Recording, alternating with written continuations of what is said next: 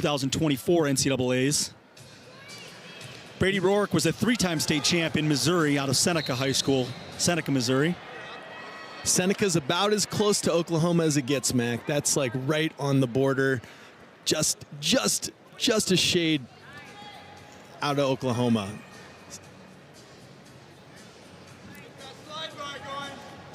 Jory working a good job controlling ties early.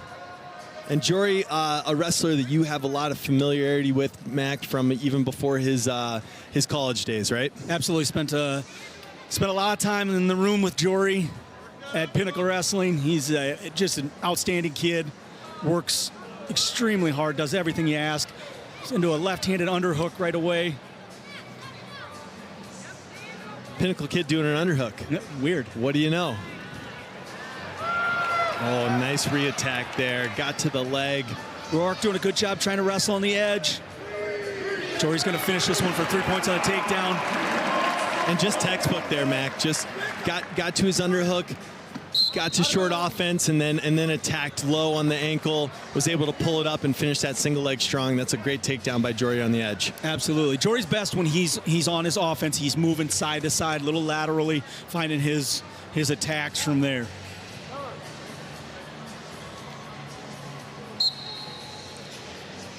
Gosh, man, I don't know if it's the Williams Arena lighting versus the pad, but both of these guys just look jacked. Just looking tough out there, ready to go. Rourke up and out for the escape. Riding time up to 24 seconds.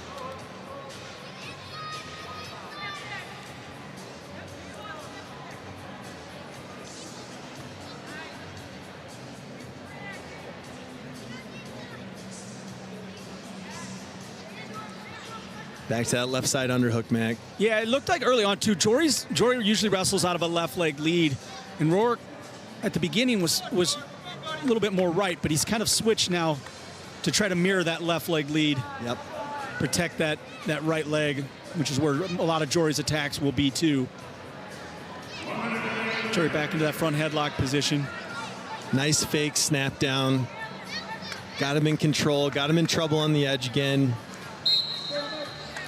I like that stalemate call from the official. You know, near the edge, yep. There's a chance you end up going out of bounds right there, and Rourke could get hit for stalling in a situation that probably didn't really warrant stalling. So ref says, let's get back to the center so we don't have to. You and I as wrestlers, we're looking at that situation, and we don't see the stalling. But on the edge, if it's not a stalemate, Jory, makes a shot out of bounds. All of a sudden, the referee is forced to make that call just based on the rules. And we've talked about that at length. It's a tricky situation as a referee, giving up that stall call early in the match, because it's going to happen again. Yep. And then we're talking points, and that can get a little tricky. That can impact the match in a way that the referees don't really want to get involved.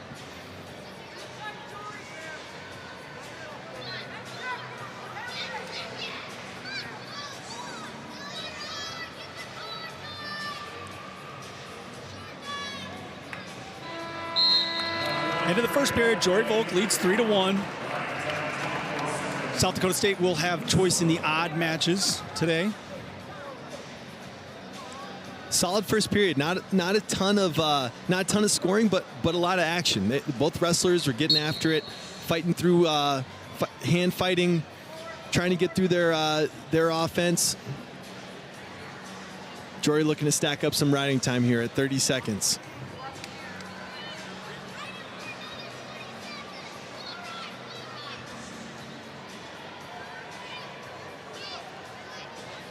Jory doing a good job, too, here, riding that near ankle. Keeping weight going forward on his hands.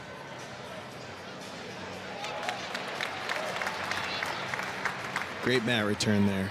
Great mat return. And Rourke, though, just good job of springing right back up to his feet. Yep. And that's what ultimately gets him the point. Sometimes you get mat return that hard and you feel a little sorry for yourself. You hang your head for a bit. Yep. And now you're going to give up 10, 15 extra seconds of riding time. Instead, Brady says, you know what? I'm going to spring right back up. I'm going to get to my feet. And I'm going to get out. Absolutely. It's hard to mat return a guy.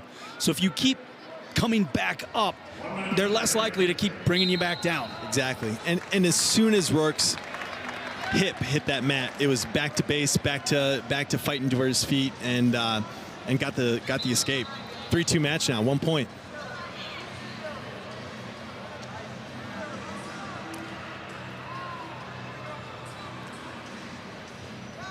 Ooh. Throw by attempt. I think Roark felt that right-hand collar tie from Jory a few times there. Tried to time it with that throw by.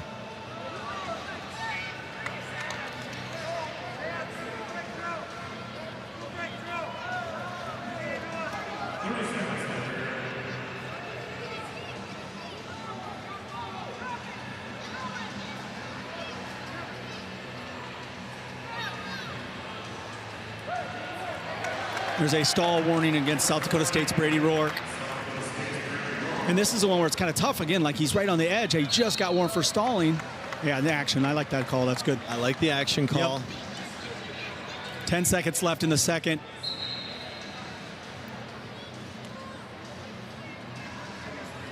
And I think a lot of Brady's steps have been forward. Absolutely. Just hasn't been firing off any offensive attacks. He's staying in the circle. He's wrestling the match. We got to commit to a few more shots, I think, to stave off that stall call. He hasn't made a significant attack yet, but it's not. He's in the match. He's wrestling the match. It's not just trying to hold on to a match that he thinks he's trying not to give up bonus points. It very much seems like he's wrestling, and so one stall call seems appropriate at this point into the third period. Nice outside ankle. Jory elevates. He's got to kick that ankle out. If he can sit on his butt.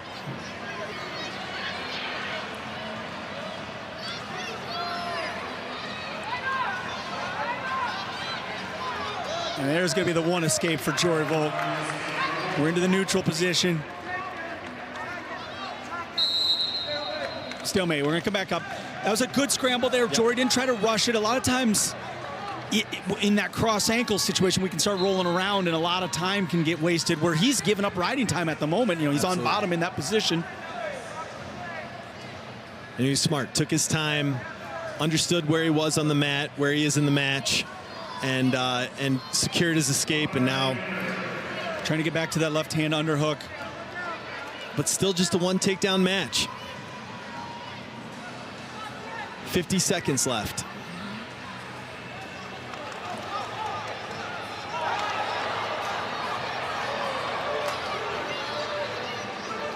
Right now, Brady Roark's in on a leg. He's trying to finish this. He's got plenty of time left. And there's going to be a figure four of the body. And they're still wrestling. They're going to allow him to wrestle through this. So Brady will get a point here once the ref finds the situation in a good spot to stop it. 20 seconds left. And Brady in a great position to finish this takedown. And again, he does have another point coming his way. That point is secured, so really we're wrestling for the match right here. Short time, and he's gonna, that looks like a takedown. Brady Roark's gonna get a takedown at the end. And a big upset at 125, Mac. Absolutely, a 6-4 win for Brady Roark. And that's going to give the South Dakota State Jackrabbits 3 team points. They're going to lead in the duel after one, 3-0. And in order for the Jackrabbits to be competitive in this duel, they're going to have to flip matches like that. And they just got the first one out of the gates. Absolutely. And Brady did such a good job of taking his time, not trying to. For the Gophers, it is Chris Cannon. Chris is out of Oceanport, New Jersey. He is transfer in from Northwestern. Yep. 2-time All-American for Northwestern. Last All-American 2022. Yes. 22. Finished 7th place in both 2021 and 2022 in the NCAA tournament. Was a qualifier in 23. And Cale Seaton from South Dakota State, already with a quality win this year over Borman from Purdue, ranked wrestler. And he's had a great start to his freshman campaign as well.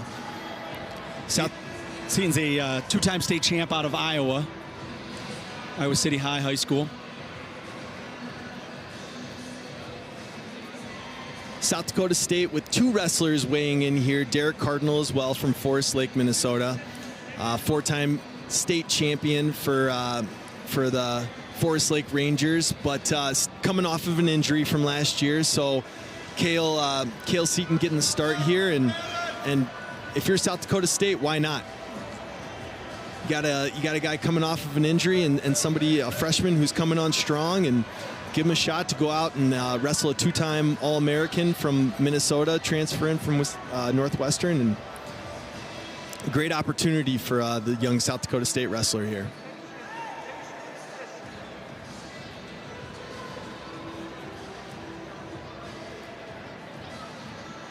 Cannon wrestled his high school career at Blair Academy in New Jersey, and he's in on a deep shot trying to finish this. Seaton doing a good job of pushing him down to just one leg. It started as a double, and now he's able to get both legs free. Fought it off. That's a very good job using strong hips. Looked like a couple of times Cannon had him dead to rights there and just didn't get the finish, and Seaton able to fire his hips in and fight that one off. Great defense by the freshman there.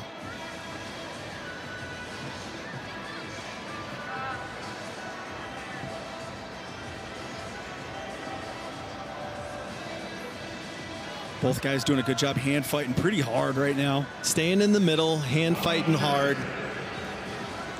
Cannon's been the aggressor so far, but nice slide by there. Holy smokes. Again, Cannon in on one leg. Seaton feels comfortable, looks like here. He's got a lock in the crotch. It's going to be tough for Cannon to finish here. Cannon tries to step through, and now he's able to hook that bottom leg. He's got it stepped over. Into a leg turk now. Seaton smartly. Yeah, up to his feet and out of that leg turk.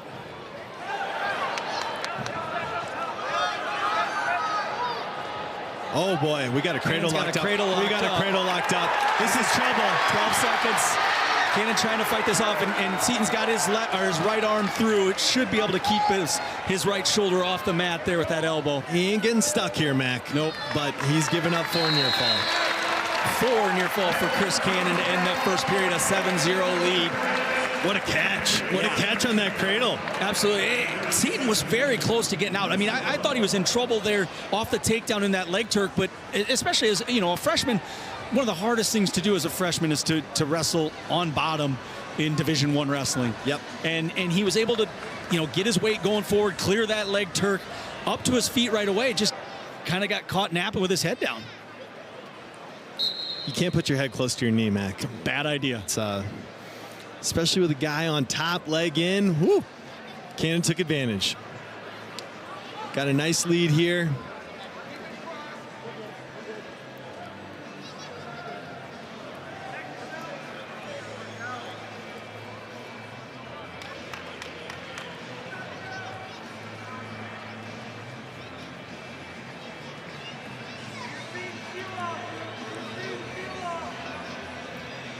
Seaton do a good job. I mean, look at how much pressure he's putting forward on Chris Cannon.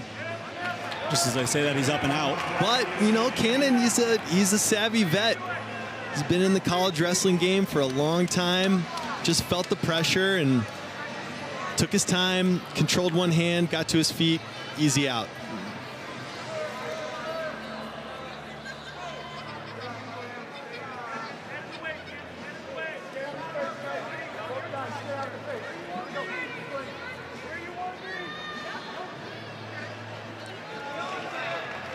Nice feel there from Cannon.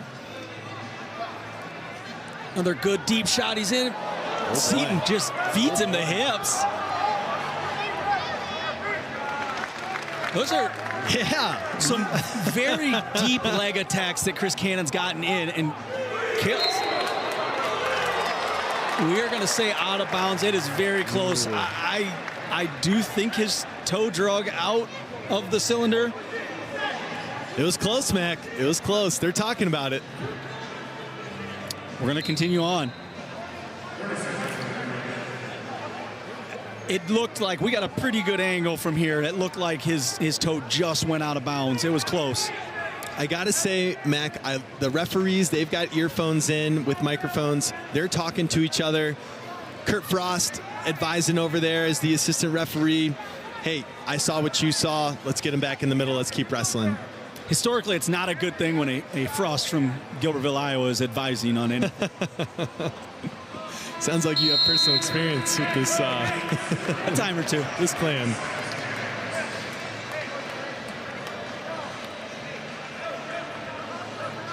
Head to the third period. Chris Cannon leads 8-0. Cale Seaton does have 8 seconds of riding time.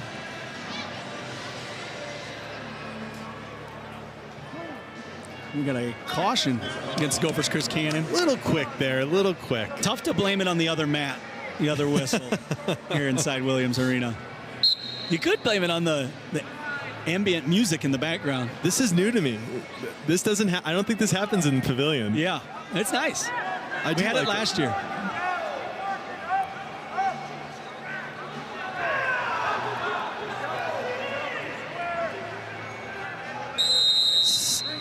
Yeah, it's going to be stalling against Cannon. Hey, that's the call. Well, I think that I was kind of expecting head referee to be counting on that one. And I think the stall call was warranted. He wasn't building up. Absolutely. Just didn't see the count. If Cannon can get a tough ride here where he builds up that riding time, gets himself to a minute, that's exactly the response that the Gophers would be looking for after an upset victory from South Dakota State at 125. Exactly what you're looking for your veteran, sixth-year senior to come out and produce for you against a freshman. Got a tough leg ride Almost going right now. slapped another cradle on, too. Yep. Riding time only at 41. We're going to have to get a mat return out of Chris Cannon. Yeah. Nice job. Escape. Nice job by Seaton. That was awesome.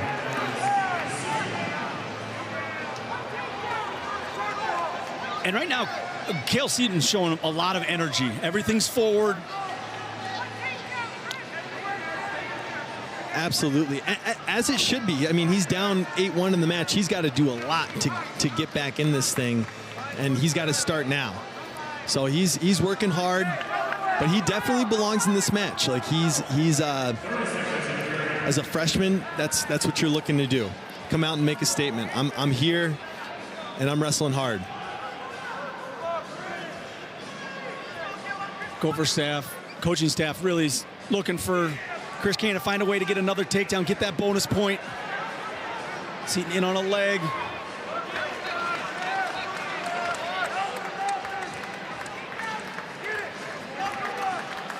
And it looks like Cannon's just going to be able to ice this one away, and he does.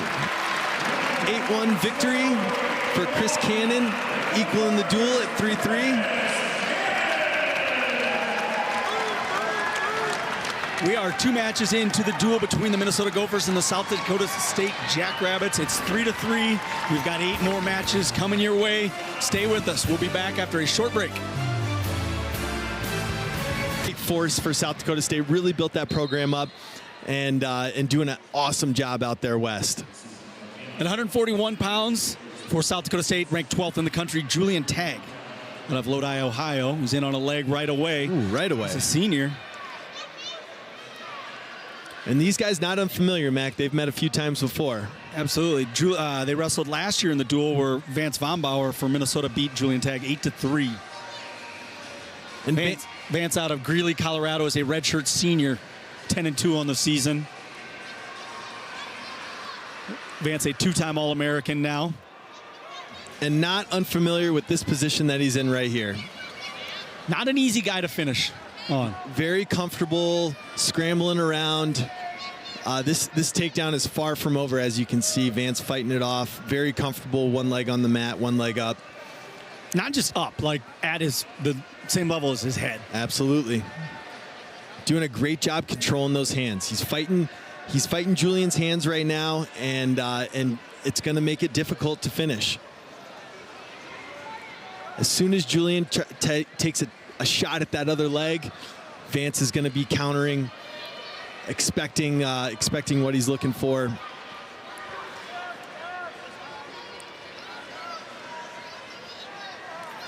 got that whizzer, keeps the whizzer. Still pulls the fighting. hand up. Yeah, doing a good job controlling that free wrist. And now he's going to a shin whizzer, but again, tag back with the foot up. Trying to collect that second leg.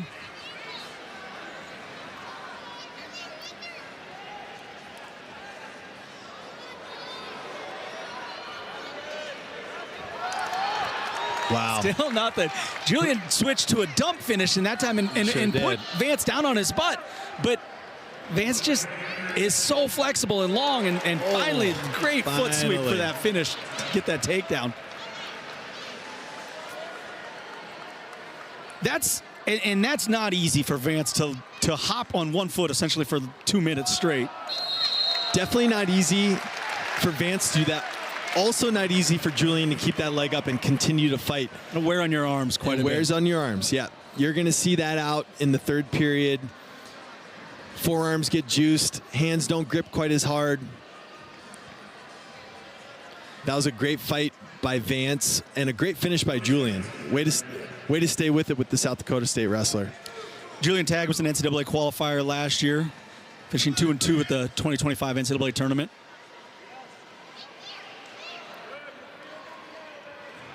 A two-time state champion out of Ohio.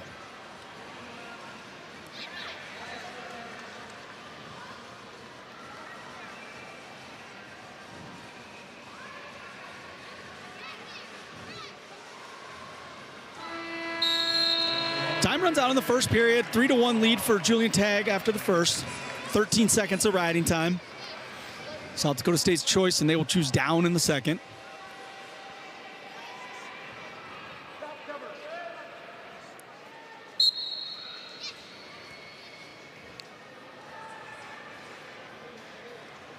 Vance doing a good job trying to stay underneath the arms and driving all of his weight forward, trying to put weight on Julian's hands.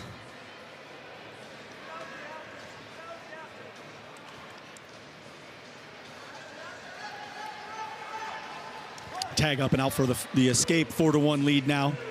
Nice job there from the senior, just being patient, waiting for the right pressure, and then getting to his feet with hand control and busting out for the escape. Now Vance in on a shot of his own. Tag, good hips. Felt the hips, just came over it, came out the back door. Now switching it over. And what Vance is doing right there is he's trying to get his head back in between the legs because his knee was starting to get twisted outside, and that's a chance that position gets stopped by a potentially dangerous. Absolutely. So if he gets back head inside, there's a chance. Now we're right back head outside. Now we're right back. Now we're going in the middle. To the inside again. Still trying to finish this. Are we going back inside, Mac? He's trying. Just some great wrestling here. Now Vance stretched out, and his shoulder's out now. Now his right shoulder's out of the hip of Tagg, so Tagg's got an advantage all of a sudden. But Vance still with the legs, still trying to finish. Man, we got scrambled eggs out on the mat right now.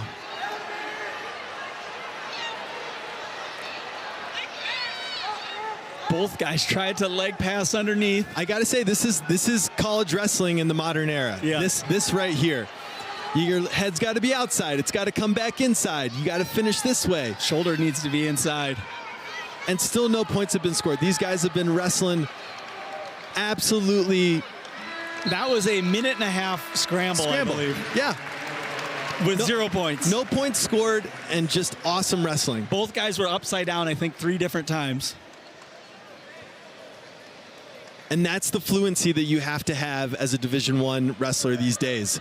You got to be able to wrestle through all of those situations, know where you are, know how you can score in those situations. Okay, my head's outside. Nope, I got to come back inside. I got a low lift, isolate a leg. It's just wild.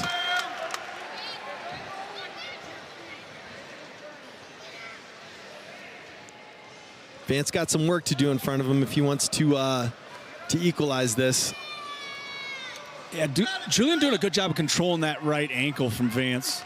He's riding. Vance just got to get to his feet. clear some wrists. It's just there's so much weight forward, so much pressure forward.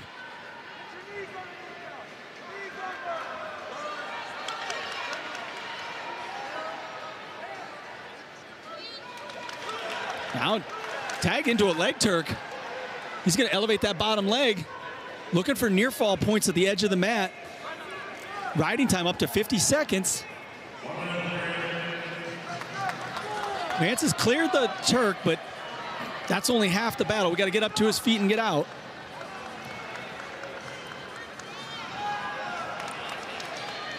It's just an extremely hard ride by Julian. This is a hard ride. He's been on it. He's done all the right things. Dropped down to a leg earlier, got to 4 count, let it go. And he's in a position right now, yeah, and they're going to stalemate that, but he knew where he was at on the mat. He knew, like, if Vance were to get up to his feet there, all he has to do is take this, move a foot out of bounds, and now we're going back and we're going to get set again on the bottom. Yep. And Vance in a tough position here. He's pretty much going to give up ride time. Yep. So he's got to escape and get a takedown in 30 seconds. Tough to do. Let's see if he's up to the task.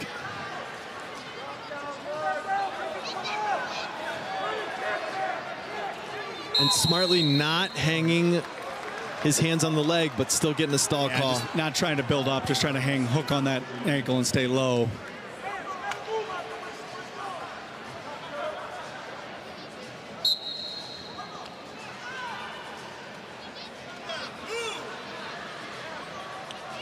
Vance up to his feet. Tag back in on a leg. Now he's going to get the ride out. The entire third period ride out for the win. At a point for riding time. One victory for Julian Tag.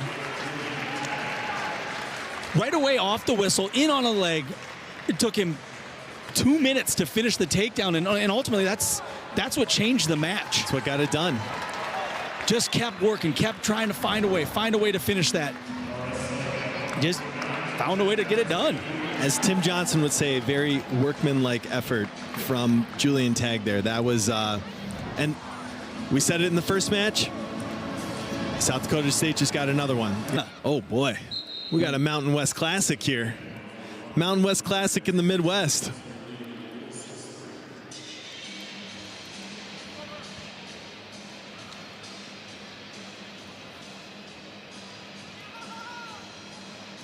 Drew was a NCAA qualifier 2 years ago in 2024.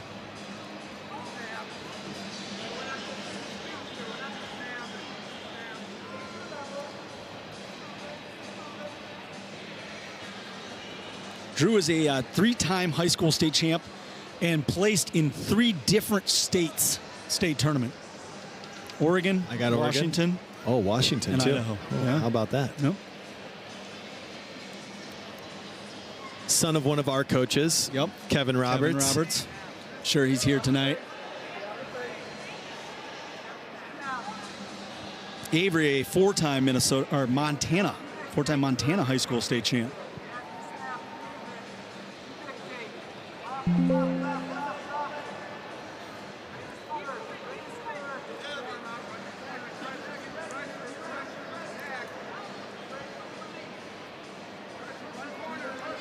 Drew got that underhook in there. Going to be tough to score if you can't clear that.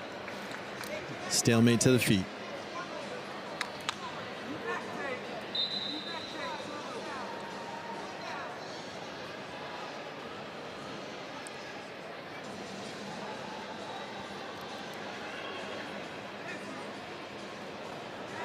Good over tie snap there from Drew.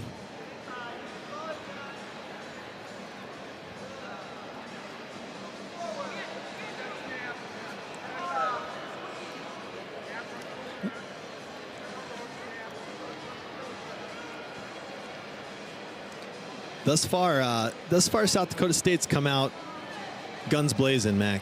They're absolutely coming out strong. They're excited for this duel. We were able to talk to Coach Hahn before the duel. This is a big one for their program and for Minnesota's program as well. These two schools recruit heavily against each other. You look through the rosters up and down the lineup. It's Minnesota guys, it's Wisconsin guys, it's South Dakota guys. they're after the same kids, and these duels matter. Absolutely, they matter. For the recruiting stage, you know, you're in those doors in a Minnesota recruit or Wisconsin recruit, and it's like, hey, we beat those guys last year. You know, it's it matters something, and especially for Damian being a former Gopher himself, coming back here and stinging in the first couple of matches, it's going to be feeling real good. Got a couple toss-ups coming up here. You got, I think you consider this one the toss-up. The next match is no clear real favorite on paper. It's anybody's match at this point. And exactly what South Dakota needed to do coming into this is sow some doubt early, because later in the duel there's going to be some matches where the Gophers are heavily favored, and so South Dakota State coming out grabbing a couple upsets early is huge for their match process. Roberts starts down in the second period. He's doing a good job into that short sit position, and nope. And again, I like what the officials looked at each other, come to an agreement. Yep. Just by the time he had broke free, they had gotten out of bounds.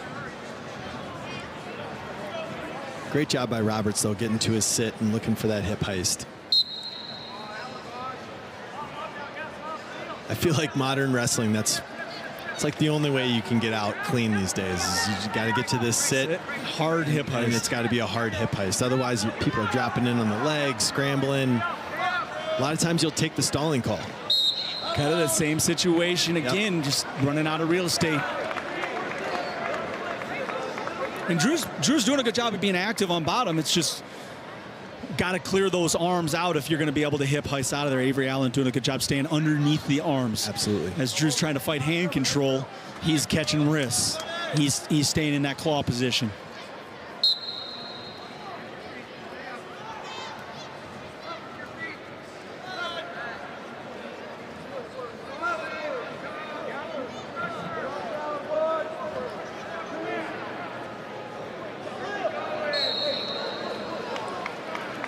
.118 to go in the second. 42 seconds of riding time now for Avery Allen.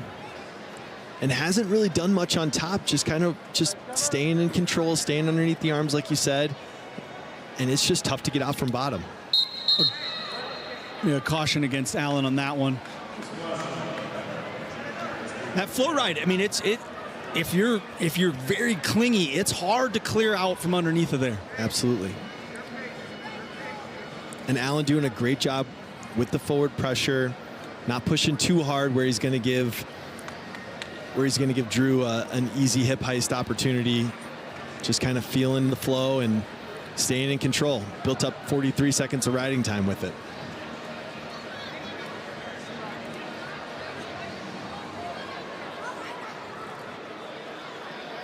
Just had to get a second put back on the clock. Had run off there. And that caution.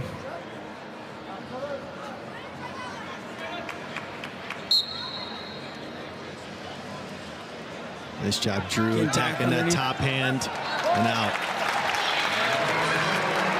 Roberts out for the escape, and then now he's starting to step forward. Everything's kind of forward here after this escape.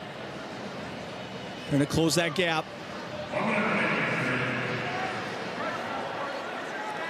Not going to be any gas tank problems with Drew Roberts, that's for sure. Doing a nice job using that escape to kind of build some momentum and moving forward. And Drew's at his best when every time his opponent grabs his head, he clears it. He has to get back to where he's clearing those ties, clearing those collar ties, staying on his offense, not allowing somebody to slow him down.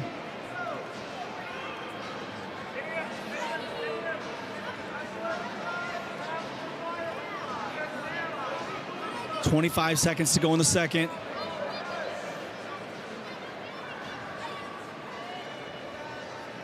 Drew fighting for that reverse grip wrist control.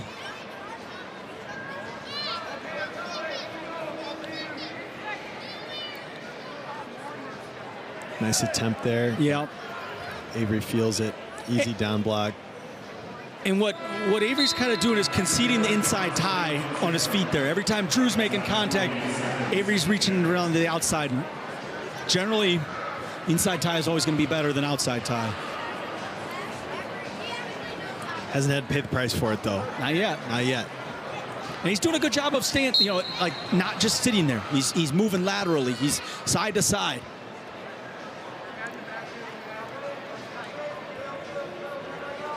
Drew doing a nice job keeping that head down, spiral ride.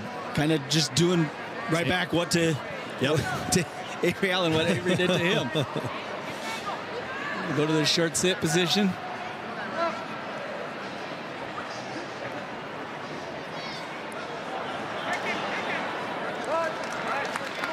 Allen up and out for the escape.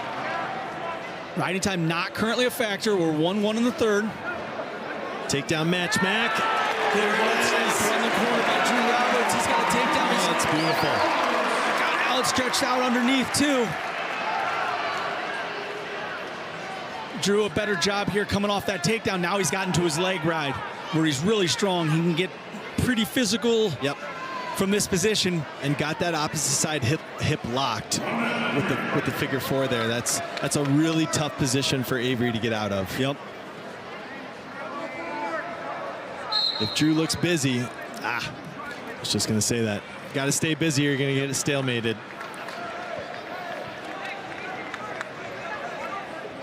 Allen did a good job first move off the whistle last time when he got a fresh start starting the third period, not allowing that leg to come in. Drew was able to slip it in coming off the takedown. I think you're going to see him try to get back to that leg ride.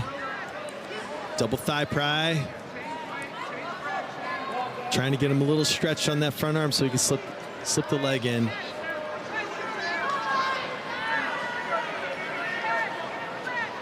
Both guys doing a nice job staying active here.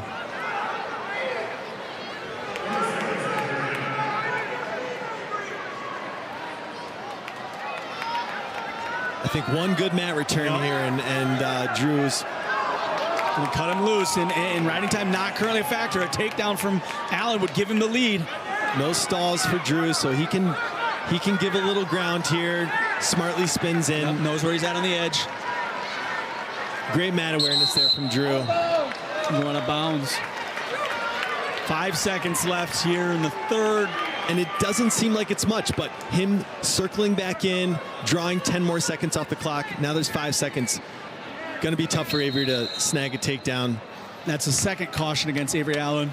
And it also, you didn't give up a stall call either. Exactly. It would be easy to just back out there, give up a stall call, and still leave 15 seconds where you got to go fight this guy for position.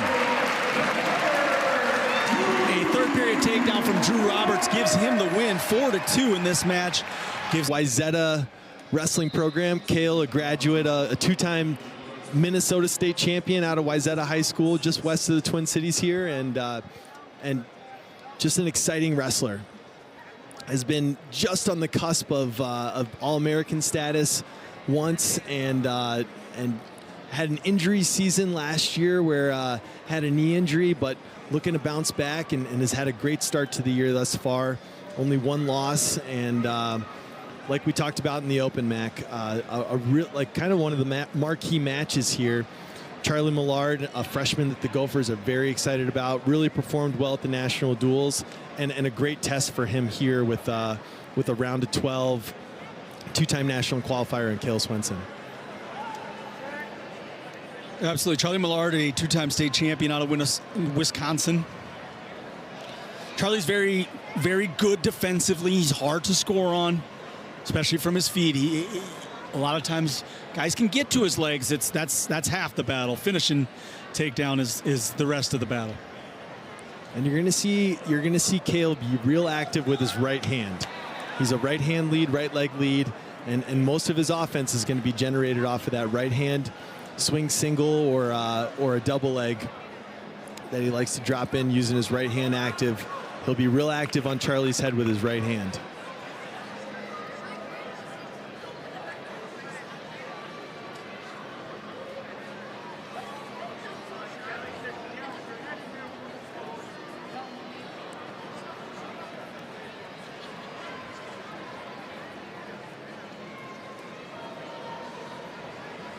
Kale, as you said, was a two-time Minnesota State champ.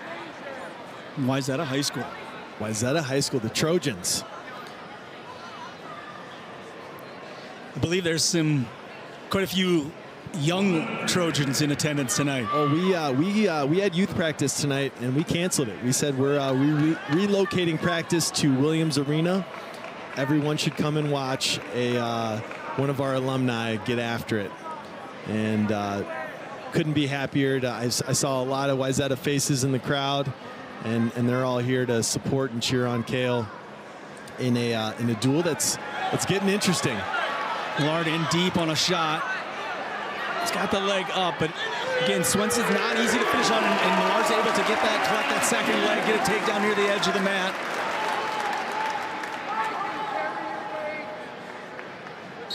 A kind of almost long, like All-American double leg that Swenson did a good job fighting hands and shifted it to one leg, but Millard able to get to his feet, fight that length of Swenson to collect that second leg and finish the takedown. Went from double to single, and then was able to finish hard. Back to double. Back to double, yep. Swenson up to his feet. Millard pretty tough on top. Got a nice ride right now with the ankle anchor. And that's super critical in matches like this where on paper it looks like a toss-up, finishing out the period on top. Shane Sparks talked about it all national duels. That is such a critical thing in Division I wrestling, finishing out a period on top and not giving up the escape when time's short. And that's just being tough in a lot of ways. I mean, Kale Swenson's doing a good job getting to his feet, fighting hard. Nice job there, staying on his feet, fending off a few mat returns, and then forcing Charlie Millard into a situation where, hey, if I don't return him right now, I'm going to get hit for stalling. It's the second period. I got to let him go. And forcing that action just by staying on his feet.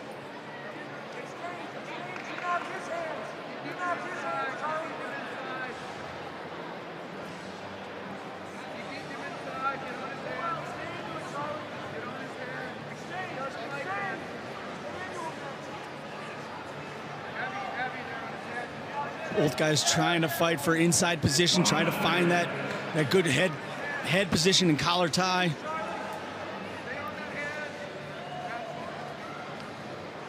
Both these guys kind of exhibiting a little bit of that brawler style, just hard collar ties, trying to get the head down. That opens up their offense. Hard snap, looking for double legs, and there it was. Swenson felt that time, did a good job defending it, getting his legs back.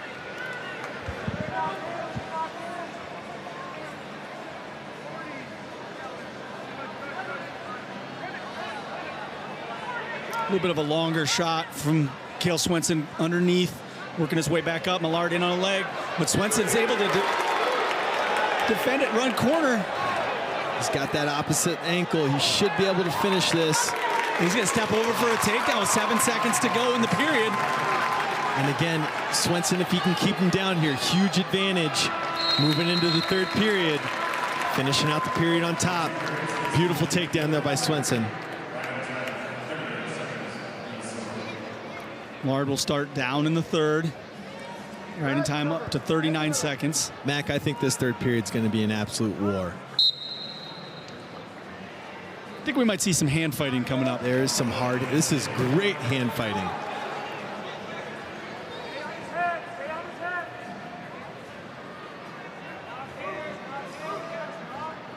The duel's tied, the match is tied. Riding time's not a factor. We got some action, Mac. This is great.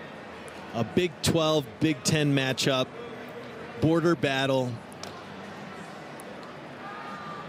Last match before halftime, and Millard's in on the single leg, elevates.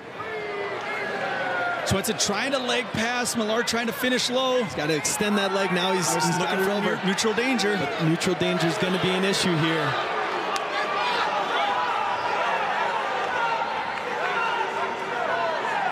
And this is a Now situation Swenson's in on the leg. He can come up underneath. Yep. He's got to be careful. Yep. That's a position where if he comes up too high and Millard's able to slip that leg in on the near side and go to a Merkle position, he can get a takedown out of it. Absolutely. Swenson kind of very smartly stayed a little lower, didn't allow for that. But an easy situation where Swenson could have given up the takedown, stayed on the outside ankle. Great double leg from Swenson. He gets a takedown. Now he's up 7-4 with 46 seconds to go.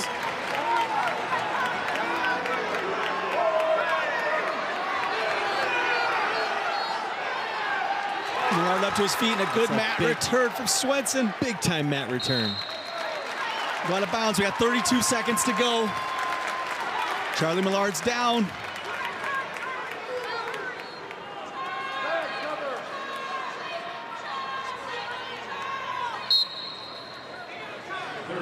Millard up and out. 30 seconds. Here we go.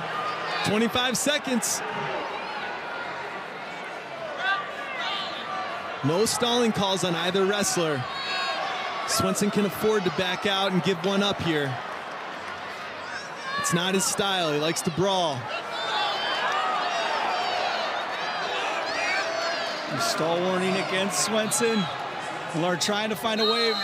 3 seconds left as we go back to the center.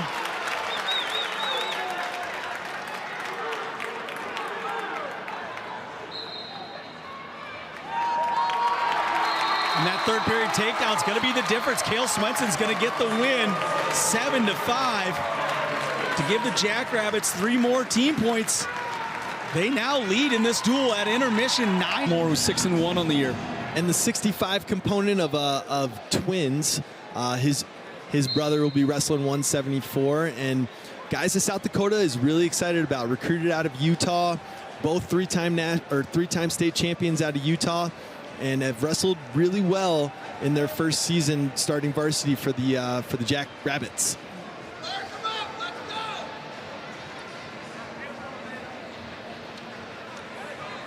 Sparks with that lefty high crotch. Espinoza Owens, good job getting that leg back. Well defended there.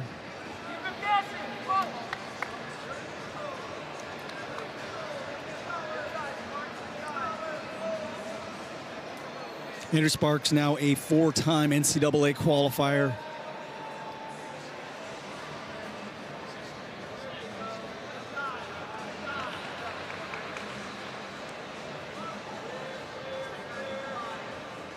And a guy who, if he can get on top, especially against an underclassman, he poses a real risk. He's a great rider on top.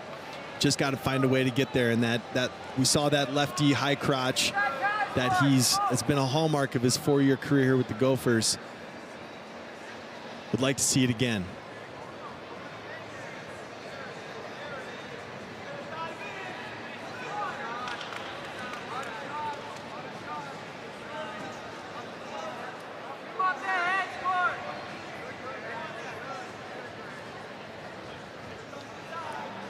Halfway through this first period, both guys doing a good job, just kind of, figuring each other out here. Yep.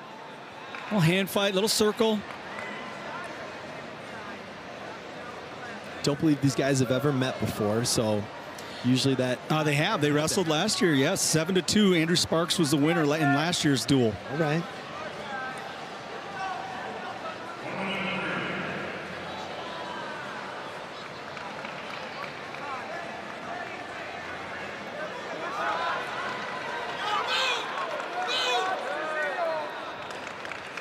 Sparks with kind of a bit of a longer shot there. Not the best setup. Got a little extended, but did a good job with the shot recovery. Back to his feet, not giving up go-behinds. Kind of felt like maybe I'm going to end up with something at the end of the shot. Yeah. But did a good job to get back to his feet.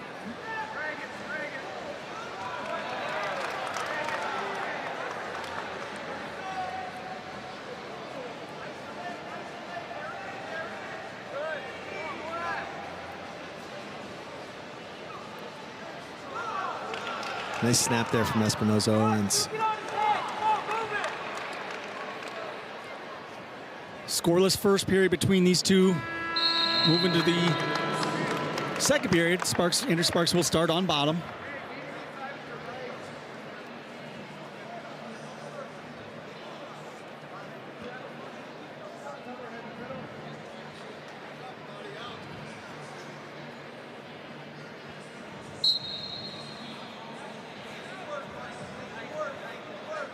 Andrew doing a good job caging out that near side.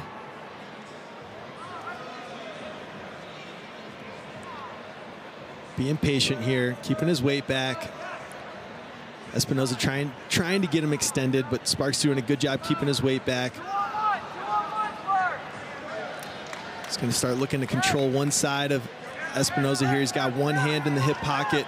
Hips should be coming out here pretty soon. There you go. There's your escape.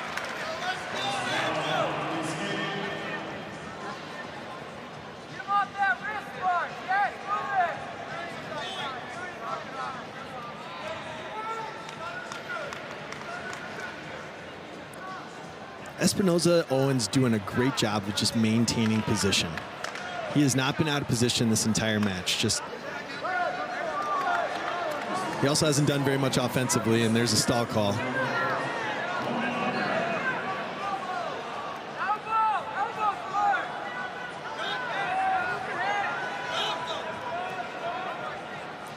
Yeah, so far it's been a lot of kind of one-sided on the attacks.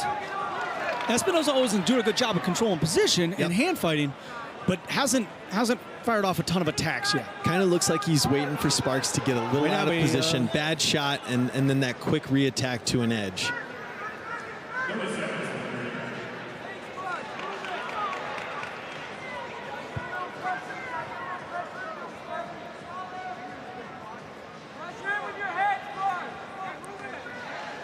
Now we're starting to see a few more attacks from Marcus Espinoza Owens. And again, he's still doing a very good job of controlling center.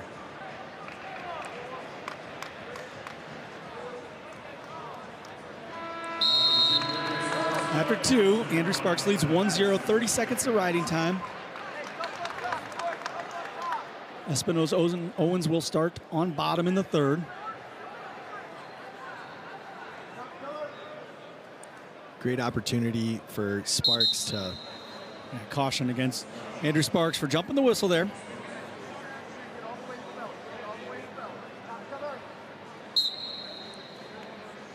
Trying to get that leg in. He's got it in, and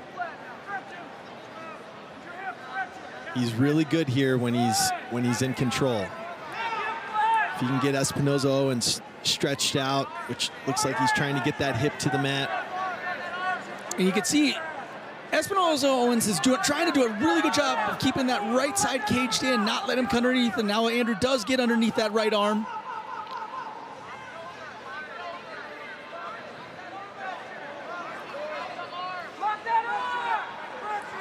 Anytime you get that leg figure forward like that, it is a tough ride. Andrew doing a good job just keeping his weight, cross body, but Espinoza Owens maintaining position.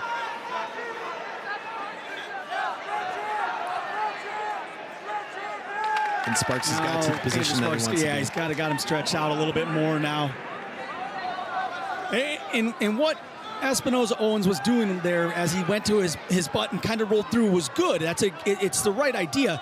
It just needs more effort through to try to get him kind of clear that leg out. Got to create a little more chaos. Yep. When you let a tough leg rider like Andrew Sparks control that position, it's going to be very difficult. Riding time really close to... Nice mat return by Andrew Sparks. What a mat return. Emphatic. Yes, and slipped that leg right back in. Knows where he's at on the edge of the mat. Has got ride time now. Sparks in a great position. 15 seconds left in the match. He's got the leg figure forward. This one looks like it's going for the Gophers. And that's just, that's a sixth-year senior that's a very good leg rider. Absolutely. Clearing legs at the highest level, at the Division I level, is an extremely difficult thing to do. And it takes a while to be comfortable getting out from underneath legs. And it's just something that Marcus Espinoza knows he needs in Riddle. Battle of a couple sophomores here. Moses Espinoza Owens with a great win earlier in the season against Cam Steed, former All-American last year. Great confidence builder for him. But Ethan Riddle also with a great start this year, has some quality wins. He's 8-3 on the season. 8 of his 11 matches have been against ranked opponents this year, which is wild. And the 3 losses have come against highly ranked opponents. He wrestled some good guys down at the national duels. Got a good look. Got an early season taste of some top level wrestling, and looking to extend his resume against a quality opponent here in Moses Espinoza Owens. Moses, like his twin brother, was a 3-time Utah State champion. Ethan Riddle, a 2-time state champion out of Germantown, Wisconsin.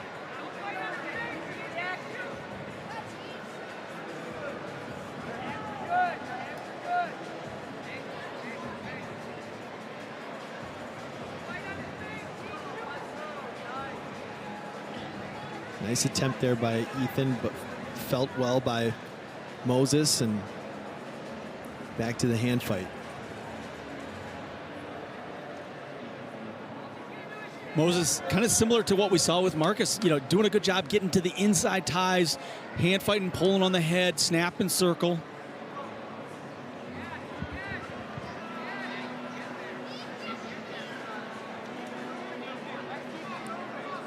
You saw Marcus looking for a few of those arm drags, and it looks like Moses that's what he's looking for. He's looking for the arm drag and a little bit of the edge, get to the hamstring of Riddle, and then run it down. Riddle's a lot like Charlie Millard, and he's hard to finish on when you get to his legs. He's crafty. Both guys, I believe, were AWA wrestlers growing up, Ashland Wrestling Academy.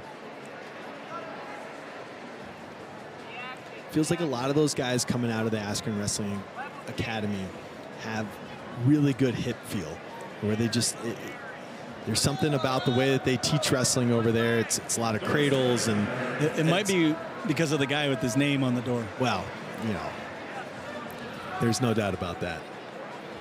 But it's a fun brand of wrestling to watch. Great low single here by Ethan, dropped in on it, mirrored the leg. Now we're in a scramble position.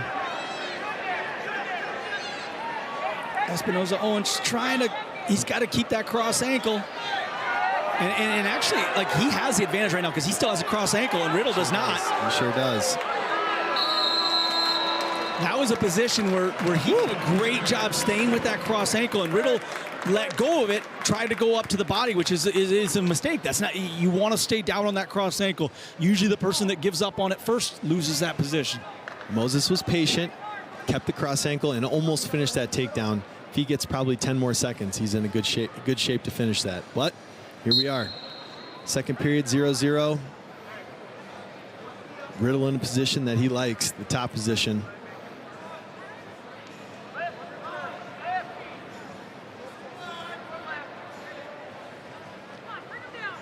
Espinoza Owens doing a good job staying up on his feet. Nice mat return there from Riddle. Love that hustle back to the middle. Just sending a message. I'm coming up. You're not going to hold me down.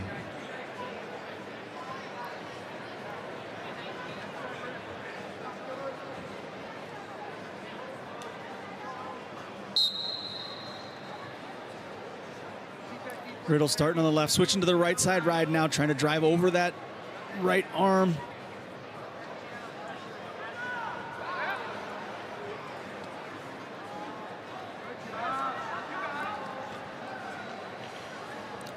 Ethan Riddle very good with cross wrists. Yep. He's trying to, almost bait Espinoza Owens into reaching back when he's on bottom there.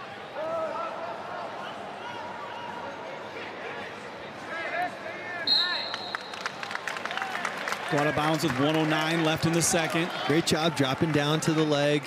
Bought himself 6, 7, 8 seconds of riding time. Took the action out of bounds. Get a fresh start. 51 seconds of riding time, and he's pretty close to closing in on it.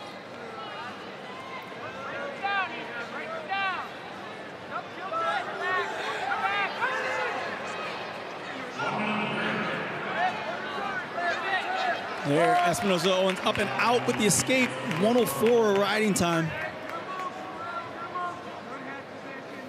Not sure he gave himself enough buffer there. He's going to really have to explode in the third if it stays this way.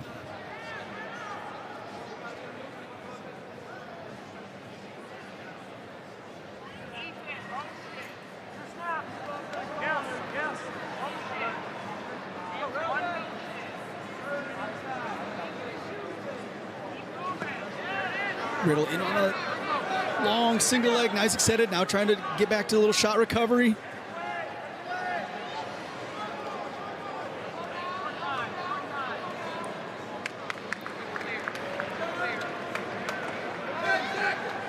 I really like, kind of I feel like Marcus and Moses both wrestle similar, but everything's forward, everything's small. They're wrestling in a small, contained area. They're not extending themselves. They're hand fighting, they're battling, they're fighting for head position. Absolutely. Great position. Neither one of those guys have been out of position in 5 periods of wrestling. Not giving much up, not giving a lot of opportunity to the Minnesota wrestlers to score. Riddle starts on bottom in the third. He has 104 riding time.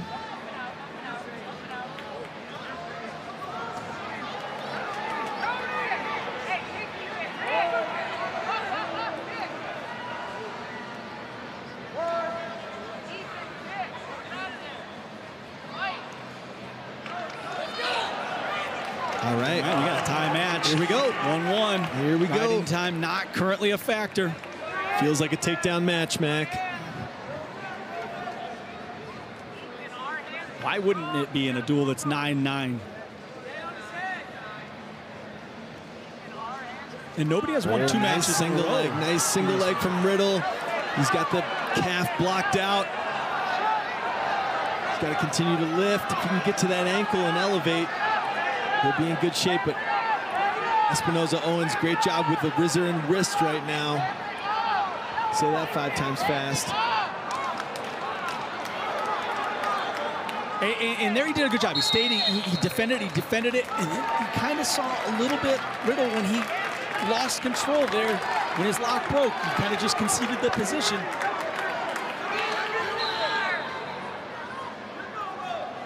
Both guys breathing heavy, coming back to the middle. Let's see who's got the stamina to come and fight for that takedown. 45 seconds left. Long shot from Espinosa Owens. This is where Riddle's good here.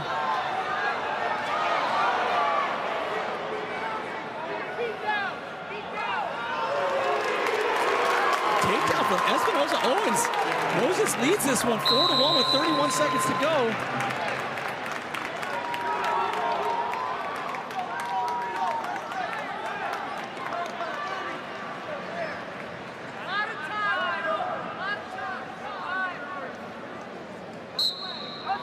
Got to fight to his feet fast here. Got to get a quick escape.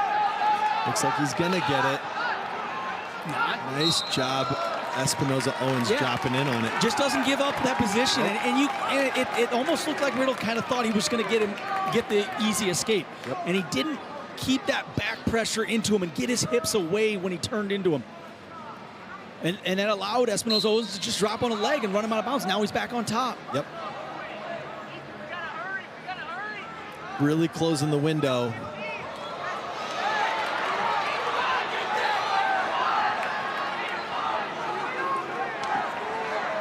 And all Espinosa Owens has got to do is hang out here. Yeah, he's fine with this position. That's a stall call will go against him, but that does not matter. He's going to start over in the top position with 3 seconds left in a 4-1 match. Moses Espinosa Owens is going to come away with an upset win here. And that 4-1 decision keeps our trend going. Nobody has won 2 matches in a row, and every match has been a decision so far. What a match. What a match. It's a Sparka duel that's been a little surprisingly very tight. Absolutely.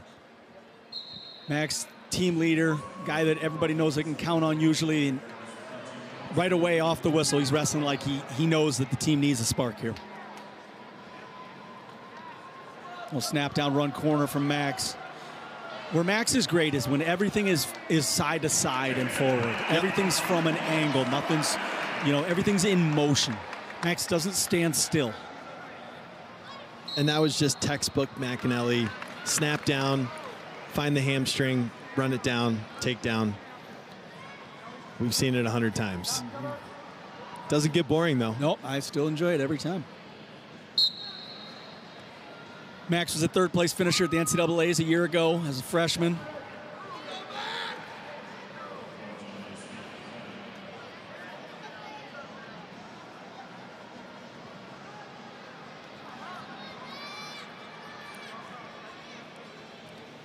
And if you're Brock Fettig in this match, knowing that you're up against Max McAnally, who won the world title, U23?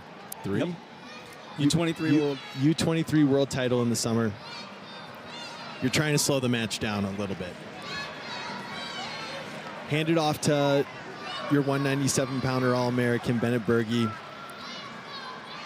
and then see what happens. I believe Max's world title is U20. U20. Yep, he's U20s.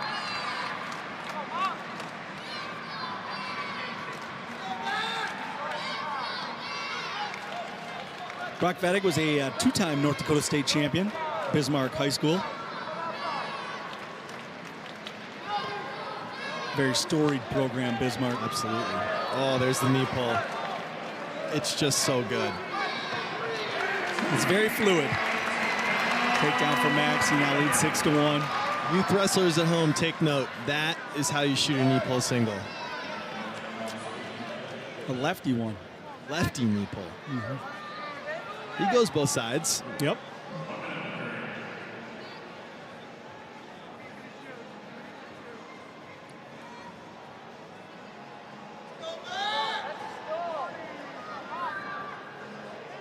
What Max also does a really good job of is he almost always attacks your lead leg. He doesn't try to attack the back leg. Yep.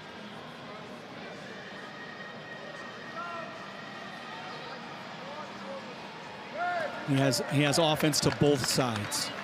Kind of lets you decide which one you want me shooting on, because I'm going to be shooting. I'm going to be getting after you. So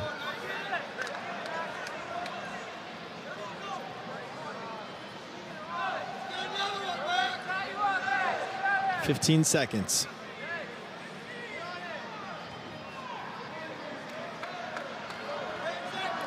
Woo. Nice job by Fettig stepping out of that one. 9-2 at the end is a lot different than 6-2 at the end of the first period. Next choice, he will start on bottom. Never mind. He deferred. Nope, I was right. Yep. You saw it. I thought I saw him take bottom.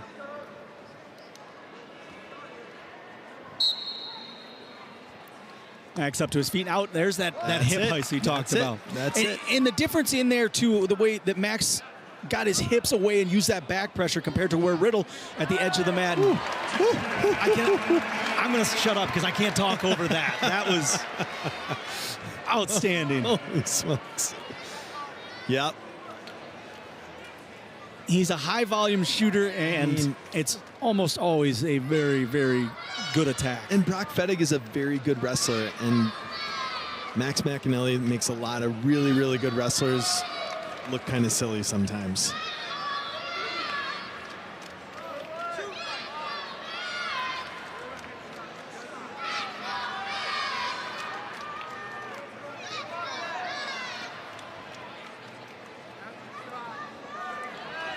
There's that attack to that lead leg, finishes low.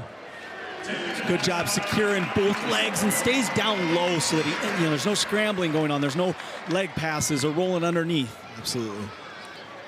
One of the best in the country at doing exactly that, corralling both legs, because he's typically attacking one leg, and he just does such a great job of corralling the other leg without risking all of the crazy stuff that happens rolling around. passing ankles. Just really good at securing takedowns.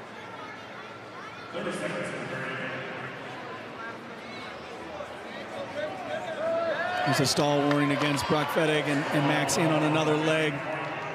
It's a second stall warning. Oh, that was nice. Baseball swing leg finish. Another takedown for Max. 17-4, he leads. Had the single leg on the outside. Didn't like it there. Baseball swing to the inside. Off balance. Finishes on top. Within striking distance of a tech fall here. Looked over there to just right next to the Gopher bench is former Gopher legend Gable Steveson. Gable told him go optional start there. Oh yeah, what's he gonna do? Oh, he's doing it. Yep. Listening to Gable. Gable said, let's go optional start. Gable looking good these days. I think he just had his third professional fight where he knocked a guy out and also caught a double leg at the same time, which I've never seen before. Nope. But excited to see what he does in that arena. Fettig tried a long shot, trying to get to the legs. Max one takedown away from the technical fall. Got to think he's trending that direction with the offensive display he's put on this far. And there it is. Oh, nice step out of it. Just kind of then conceded the position. That's a takedown for Max McAnally, and a 20-5 technical fall for Max gives the Gophers 5 team points. There's Gable on the screen. He's loving it. He likes the offensive display. 5 team points for the Gophers. Now they take their first lead in this duel. After 8 matches, we lead 14-12. Gophers lead A, like the 2 best high schools in AA, Simley and Casson Manorville. Absolutely. These 2 actually wrestled each other in the state finals in 2020. 170-pound class AA state finals. You're digging on those brackets. Bennett Berge came away with a 5-2 win to get his 3rd state title. Bennett went on to win 5 Minnesota state titles. Gavin was a 3-time state champion. Won all 3 after that second place finish to Bennett, Gavin's freshman year.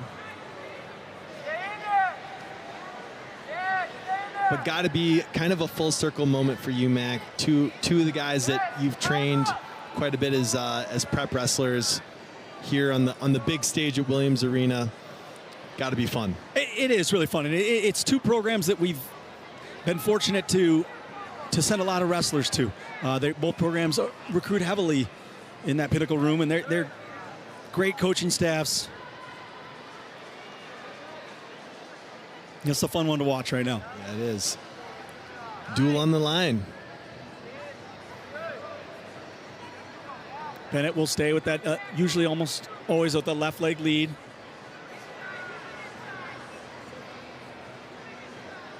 Bennett was an All-American as a freshman 2 years ago. Got beat in the first round NCAA tournament. Won 6 matches in a row. Oh, yeah. Got into that 3rd, 4th place match and then dropped another one to finish 4th place as a freshman. I think you and I have talked about it a lot. It's my favorite path in the NCAA tournament. Yep. A guy who loses first round and wrestles all the way back to the 3rd place match. I didn't necessarily enjoy it as a Bennett fan. It made for a lot of nervous time for me down in Kansas City. Well, when you decide to go that path, you're going to have to beat a lot of guys that are coming down, high seeds, and he did that. He did that all the way through, and then eventually got beat by Trey Munoz of Oregon State in the 3rd and 4th place match. Heck of a match, but the guy's a warrior, and he's trying to get out there and do his Jackrabbit faithful pride tonight. He's got that single leg up. Single leg. Oh. Secured it. And we're going to say no takedown. We go out of bounds. A stall warning against Gavin Nelson. That was a really awesome job by Bennett Berge collecting that second foot on the way out of bounds. That was about as close as it gets to a takedown as it gets going out of bounds. Gavin wrestled for the United States U23 World Team this past summer. Sure did.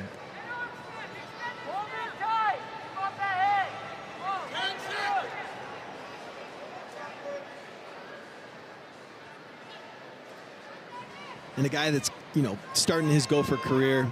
He's going to wrestle a lot of matches in a Gopher singlet, and exciting freshman for the Gophers. Kind of part of that, Charlie Millard. Exciting class for young guys for the Gophers.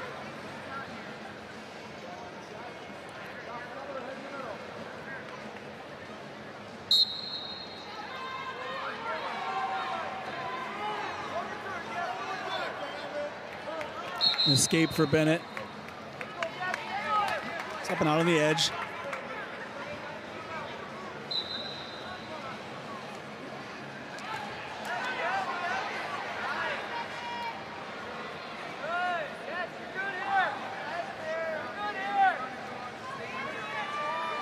Fun fact about Bennett is I think I've been in a practice with him maybe 500 times.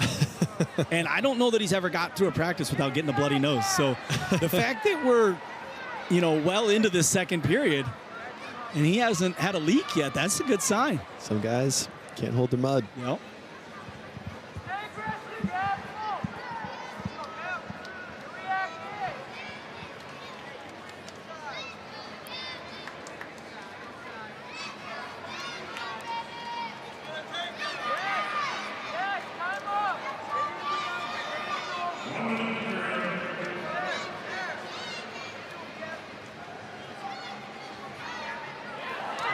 Good re-attack there from Bennett, trying to knee slide underneath. Gavin doing a good job trying to keep his hips away. We're going to go out of bounds. We're going to save.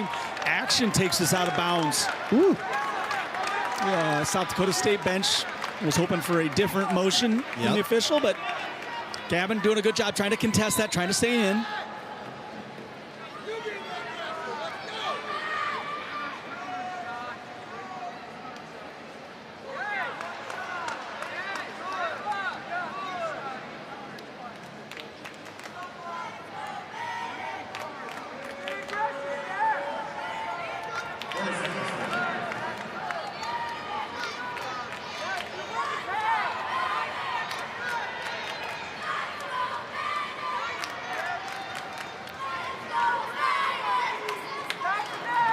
Getting a lot of hand fighting here. Both guys battling, trying to just, wear on them throughout this second period. Use your hands. Try to, lengthen the match a little bit. Make it harder on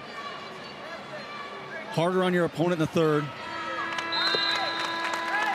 Tight one going into the third. Oh, of course it's going to be. It's duel between Minnesota and South Dakota State. They're all tight at this point. Absolutely. Gavin will start on bottom. Caution against Gavin. Ooh. Just jumped it a little bit. Just a little quick. Like to see him err on that side. Bennett, good job trying to go claw ride, bump forward. Gavin just so strong. Nice job kind of elbowing off and then getting to his feet. Woo! Ooh. Instead of trying to stay up, just kind of almost like a log roll somersault. I'm not sure what that was. Bennett had dropped down to a leg. Creating some action. Yep. Bottom's all about creating chaos. Yeah, the second caution against Gavin. You get 2 free ones. Next one's going to cost you. Gopher bench feeling this one. Got all the boys on their feet.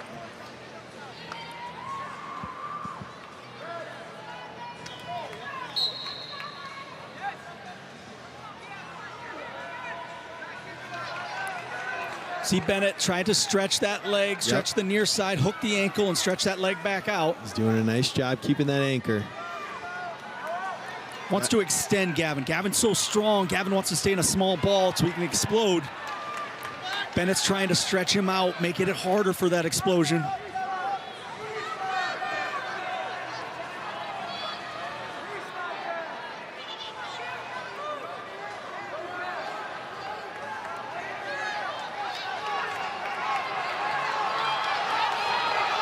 Couple good hip heists from Gavin. He's up to his feet, still moving, trying to keep the motion going.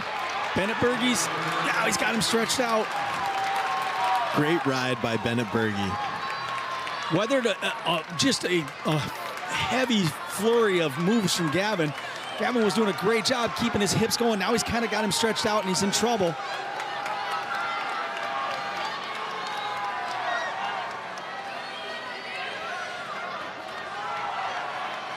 Gavin's got to be looking for a fresh start here. Riding time's pretty well locked up by Bennett Berge at this point, so Gavin's going to need an escape and a takedown. 33 seconds to go in the third. Gavin will start on bottom. 2 cautions, Mac.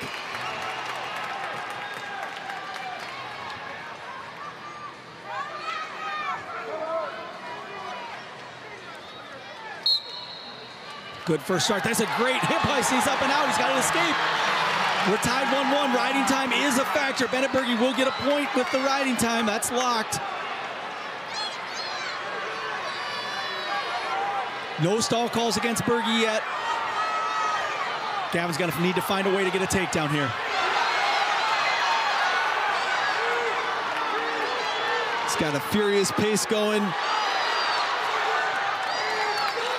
A great couple of fakes and attempts where there was probably a little window of opportunity, but just a little too late. Little too late.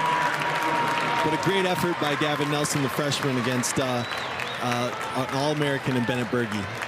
Absolutely. Bennett's riding time point makes this a 2-1 decision for Bennett Berge. Gives the Jacks. A 4-time state champion from Wisconsin. He's a heavyweight. He's been a heavyweight. He's used to the big moments, as I'm sure Rasmussen is as well. And hey, who's going to be the fireman in the barn tonight? As if this duel couldn't get any closer, these two weighed in within 1 pound of each other tonight as well. This one's been fun, Mac. Just body blows going back and forth. No team has won 2 in a row. And everything comes down to heavyweight. The Gophers are early stall call against Hopke for backing off the edge. You feel like that one's going to matter, Mac. Absolutely.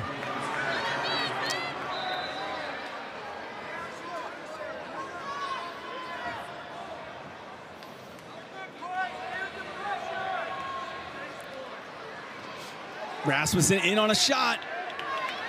He's got the ankle. He's got the opposite side ankle. Hopke's got to pop that free.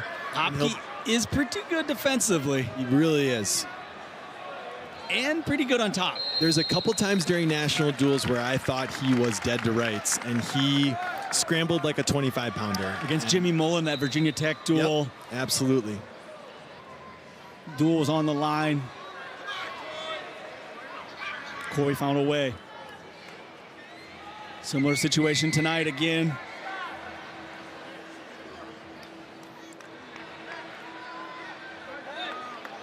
Some better motion there from Coy, in and out a little bit. Rasmussen, a 2-time state champion from South Dakota. Nice single leg there from Rasmussen, but Coy gets him extended.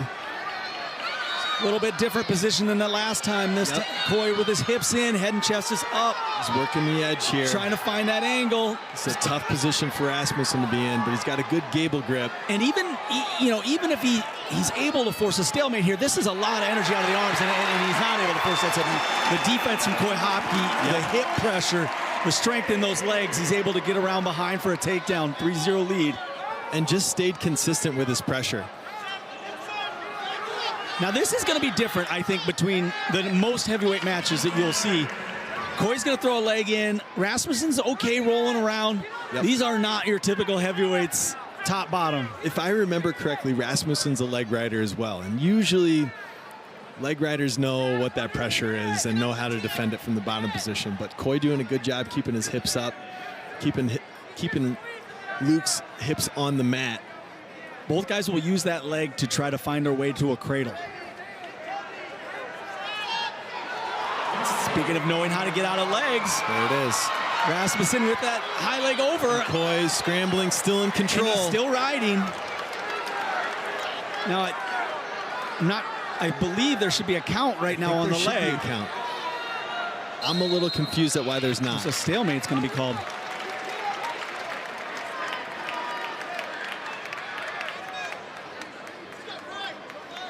.14 seconds to go in the first. Coy still on top. And that's a situation where Rasmussen had Corey Hopke in a lot of trouble. And maybe could have just thought about taking one, but instead was thinking maybe reversal, maybe near fall points. Maybe I'm the hero tonight. I'm the hero. Got a little hero greedy. Yeah. Because I think he gets a takedown if he just turns to, or a reversal if he turns to the legs. At the very least, an escape. And went from the home run, and Hopke able to scramble out of it and stay in control. Finishes the period on top with 1:16 of riding time. That's a hole. Hopke has been warned for stalling once. Hopke will start on bottom in the second period.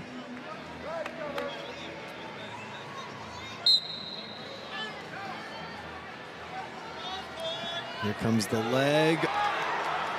Rasmussen good on top. Leg is in. And again, we talked about, now does Coy know the defense, getting out of legs? He's trying to scoop that back leg.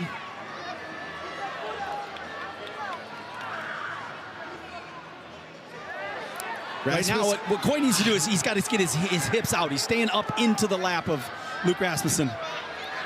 He needs to slide low and get out of the lap. Rasmussen just looks way too comfortable for a heavyweight in this position. He's like, I'm good.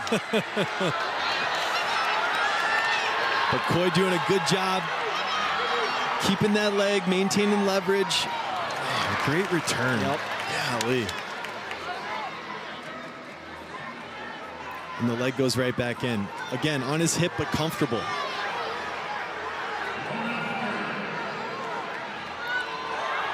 We're going to get near fall right here. Sure is. Rasmussen's getting near fall. He's holding 3. And he's looking for it the whole time. That claw ride is just dangerous. He's almost looking for you to Coach Eggum's going to challenge this.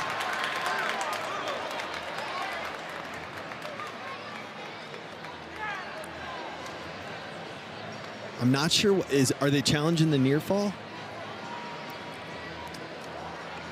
I mean, they have to be, right?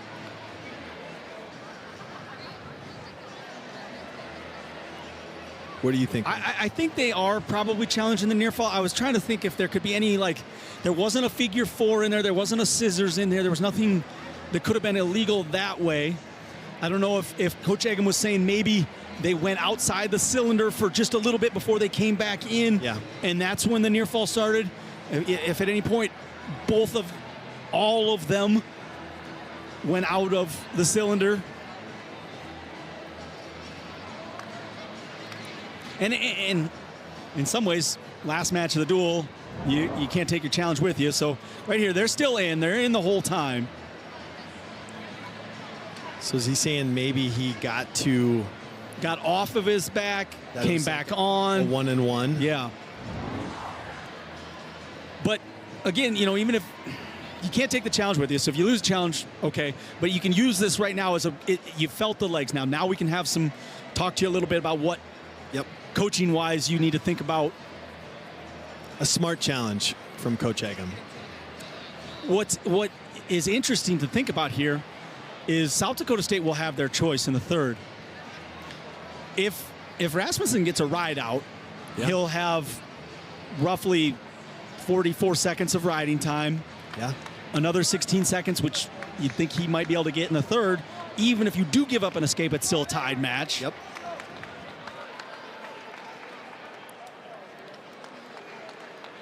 And Coy's been close to an escape a couple times, but after review, we're going to stick with the 3 near fall. Rasmussen with that claw ride, dangerous. Coy will start back down again, 3-3. 51 seconds to go in the second.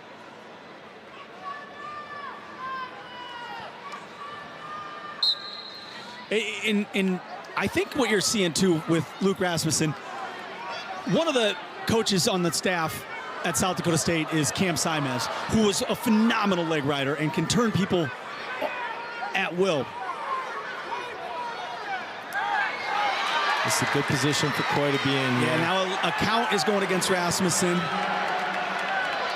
A stall warning is going to... Oh, you got to let that go. It's a stall warning. It's a stall, you have to count down it. to 5, you have to stop it. It's the right You got to call. restart it. It's the right call. As much as a lot of people don't like it because it was a position that McCoy was maybe close to getting an escape. Yeah, That's the call. It's the call. Rules are rules. Yep. We got to have rules as a society. There, Coy did a good job catching that leg as it was coming in, but gave it back up.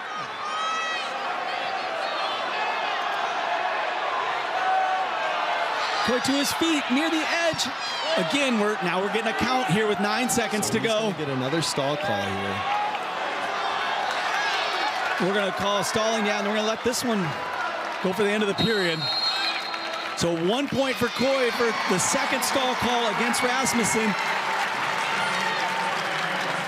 South Dakota State is the coaches are saying down right now. Okay. Thinking you've got to get an escape. Coach Eggum's saying cut him right now. And they're saying if the one, not two, that age-old coaching, one, not two. Oh, high drama, Mac. High drama, third period. Well, how is the rest of the night going? Of course it's going to be high drama. This is incredible. This is awesome. Rasmussen just kind of biding his time down there. I just feel like we're destined for an overtime match, the way everything else has gone this whole day. Feels like it. Rasmussen reaching back for a leg. Coy no slouch on top. No, he's good on top. And now he's got him flat. Rasmussen is trying to step over a leg. He doesn't want an escape. He wants a reversal. Yeah, and the Gopher coaching staff is screaming, get the leg out. They just want him to stay with this cross wrist. Stay with the cross wrist. Maybe get your hips out side to side, and you'll avoid that call. But Rasmussen definitely looking to get tricky from the bottom He really position. wants to step over that leg, which is a move I like to do to like youth wrestlers when I wrestle them. Just step over a leg. But he's got funky hips. He's got very different heavyweight style wrestling from the bottom position than we're used to seeing, that's for sure. Coy building up some riding time here, about to get to 30 seconds. Rasmussen again, head on the mat. There he goes, Granby. Uh-oh. But here he's going to step over a leg. He's going to go Peterson roll. Coy's just got to sink Coy was those hips. trying to get that leg out. Sink those hips as hard as he can. Rasmussen just trying to find that Peterson. He's got to get his hips underneath. Well, here he's going to start to run it. He's got the Peterson. This is the position we were in at the end of the first, and again he tries. What a Riding scramble. time over a minute now. What a scramble. An escape won't quite do it because riding time. Rasmussen tried to go Stevie Granby. I love it. I love it. There's near fall. A reversal here could do it. Reversal and near fall. Wow. He did it, Mac. Luke Rasmussen. Reversal and near fall. Holy smokes. So the Gophers don't have a challenge. They've lost the challenge.